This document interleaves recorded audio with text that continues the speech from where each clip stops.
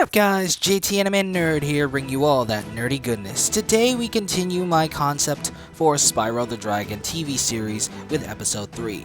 If you guys haven't seen the previous episodes, I highly recommend you watch them before proceeding to this video. I'll leave a link to the playlist in the description and down below. I also want to let you guys know that for this episode's introduction of Dr. Shemp, I'd have him be voiced by Ken Page. There's something about Dr. Shemp's design that just shouts Oogie Boogie to me, and I feel his personality would be great for Dr. Shemp. So, with all that out of the way, let's get into episode 3, Sour Dreams. The episode begins on a dark, stormy night. Nasty Nork is in his bedroom watching TV while bawling his eyes out while also eating a tub of ice cream. Those dragons! He eats a scoop of ice cream. Took my... He eats another scoop of ice cream. Crystal! Nasty Nork then looks inside of his tub of ice cream. And I'm all out of ice cream!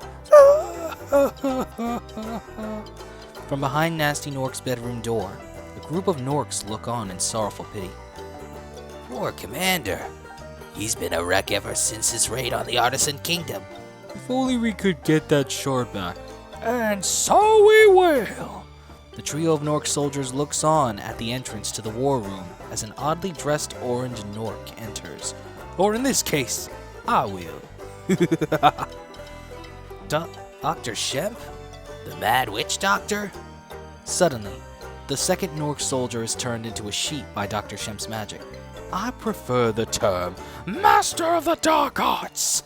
The old commander never noticed my talents of forbidden magic, but now that he's gone, I've returned from exile to aid our young new commandant. So how do you plan on getting the shard back? I've had time to perfect more of my dark powers, and the plan is pretty simple. We wait till they sleep. So, we're gonna have a slumber party? With his magic, Dr. Shemp turns the first Nork soldier into another sheep, prompting fear into the third Nork soldier. No, you idiots! I'm going to give our resident dragons a trip to the realm of dreams. Trap them within their own minds, but one in particular is important. Dr. Shemp then uses his dark magic to show an image of Aster. Dragon Elder Aster? I'm inclined to believe he wouldn't just put something so powerful in the treasury vault after Nasty's raid. So, he had to have hidden it someplace no one but the elders know about. So by placing him within the realm of dreams, his mind is vulnerable enough to delve into and learn where he's hidden the shard. You keeping up so far? Yeah. But what if we got a big... In an instant, Dr. Shemp uses his magic to transform the last Nork soldier into a sheep. It's so hard to find good help these days. Good thing I love helping myself. And who knows, maybe it's time the Norks had a change in management. As Dr. Shemp walks off with a malicious smile on his face, Nasty Nork seen behind him is still too focused on watching TV. Someone get me more ice cream! Back in the Artisan Kingdom, Spyro and Flame are over at Ember's house, seemingly making up a big bed on the floor made up of multiple pillows. Thanks for agreeing to a slumber party, guys. Sorry I dragged you into it. My nightmares get pretty bad around this time. No problem, Ember. Yeah, we know how hard this day can get, especially for you. It is the anniversary of the last day of the Nork Wars. Thanks, guys. Don't worry about a thing. It'll be fun. You can make s'mores, tell ghost stories, and go over the painful reality of what'll happen if the elders find out what Spyro did to their last spirit gem. What? You know I'm right. And try not to talk in your sleep this time. When have I ever talked in my dragonesses? Okay, I'll try. As Flame laughs, Ember shows an expression of slight anger. Just then, Ember's grandmother, Mrs. Shoutfire, enters the room. Now then, is everyone comfortable? I've made s'mores if anyone wants some. I've gone to dragon heaven. Thank you, Mrs. Shoutfire. We'll take those s'mores. Coming right up?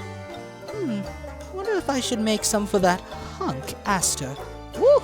He really shakes my scales. As Mrs. Shoutfire re-enters the kitchen, Spyro and friends look on in slight disgust. Ew. Okay, let's get it on with the slumber party already. Who's up for ghost stories? Do they have to be ghost stories? Of course. What's a slumber party without ghost stories? You scare the pants off someone. If we ever wore pants. Why don't we start with a mellow story first? Actually, I always wanted to hear the story of your necklace, Ember. Oh, this? It was a gift. From my mother. Oh. Yeah, maybe we should go with a different story. No, it's okay. Feels like only yesterday she wrapped this around my neck. Wait, what? You were an egg around the time of the Nork Wars. Ember, maybe it's time we told him. Yeah, I know. Tell me what? Truth is, Spyro, Ember was one of the first dragons to be hatched during that year of the dragon. No way. Seriously? Boy, that must have been one bad birthday party. I'm afraid that's an understatement, Sparks. I and a few other newborn dragons were born in fire and brimstone. Many weren't lucky to have their parents by their sides, but I was one of the lucky few. Ember then begins to have a flashback of when she first and last saw her mother, a pink dragon holding up her necklace for her daughter. As long as you wear this family necklace, I and our ancestors will always be with you. May you grow proud, beautiful, and strong. Back in the present, Ember sheds a slight tear as she looks down at her necklace. It's all I've got left of her. Without it, I don't know who I'd be. Like when Flame lost his fire. That was a dark day for both of us. Mrs. Shoutfire then sets down her batch of s'mores, Spyro and friends a bit surprised to learn that she overheard them. On that day, I lost my daughter, but I gained a granddaughter. Ember's mother was a hero among her family and people, but to say that without that pendant, you wouldn't know who you are is a bit of an exaggeration. Never forget who you truly are, Ember. Ember's eyes widen at her grandmother's words. I wish I could, Granny, but this necklace is all of me. Nothing more. Well, I'll say this much. Mrs. Shoutfire is then about to re-enter the kitchen, but looks back to say one more thing. It wasn't the necklace that passed the boulder test at this year of the dragon. As Mrs. Shoutfire walks into the kitchen, Spyro and friends ponder on her words. She's not wrong, you know. Ember looks down in sorrow at her necklace. Ember? I think I'll turn in for the night. Ember then lies down on the bed of pillows, curled up in slight sadness. We'll save you some s'mores. As Spyro and friends continue their slumber party, Dr. Shemp arrives at a hilltop within the Artisan Kingdom. Time to go night-night. I've even got my pinky in case I want to take a nap myself. Now then, let the Sandman do his work. Dr. Shemp then raises his staff, ready to cast his dark spell. Powers that be, hear my peep. Cast these dragons down into a never-ending sleep. With the incantation spoken, a purple mist wanders throughout the Artisan Kingdom. Dragons, big and small, all falling asleep under its power. Back in Ember's house, mist is being able to seep through the windows, putting Mrs. Shoutfire to sleep in the kitchen. As the mist enters the living room, Spyro, Flame, and Sparks are eating more s'mores, while Ember pretends to be asleep, when in truth, she wallows in sadness, awake. The mist then begins to suddenly make Spyro and friends drowsy. Whoa, I feel sleepy. Yeah, something smells funky too, dude. Be honest, there's dragon nip in these s'mores, aren't there? Just then, the trio falls down asleep. Meanwhile, Ember then falls asleep herself, more peaceful than the other three did.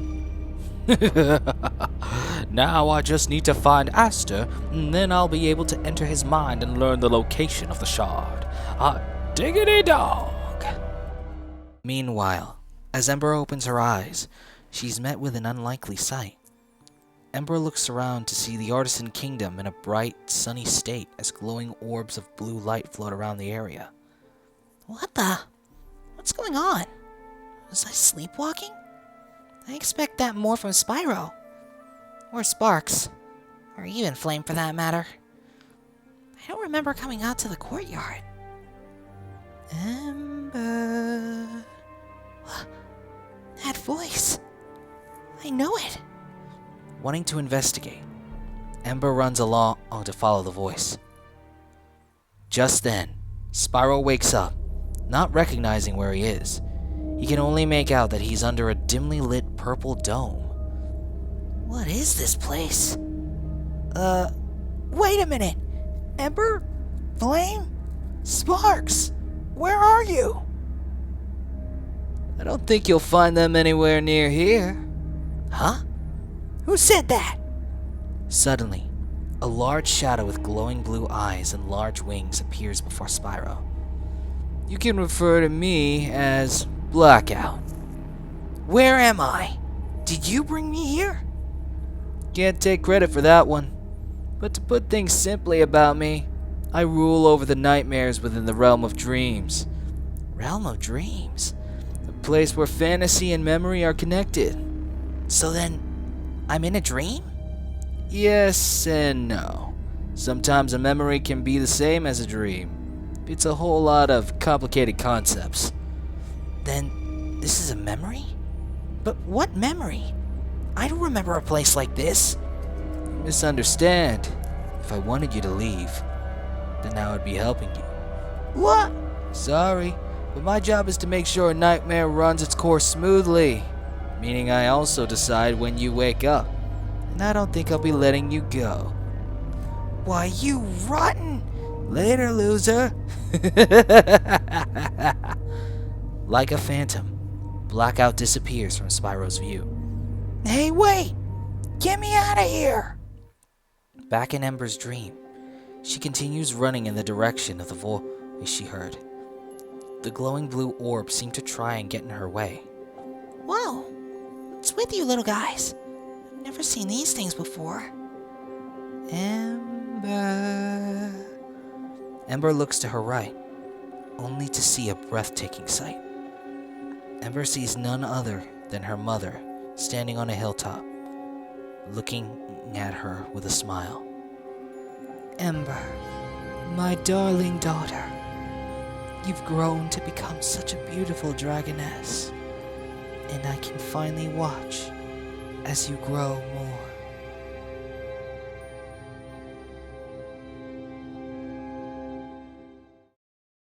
I hope you guys enjoyed this video. If you did, be sure to check out our merch store, Buy Me a Coffee page, and Amazon affiliate link linked in the description and pinned comment below, so you can help us expand the channel and give you guys higher quality content. Also, if you want to check out our original content, be sure to check out the playlists linked in the description below. With all that said and done, I'm JT Anime, and I'll check you guys later.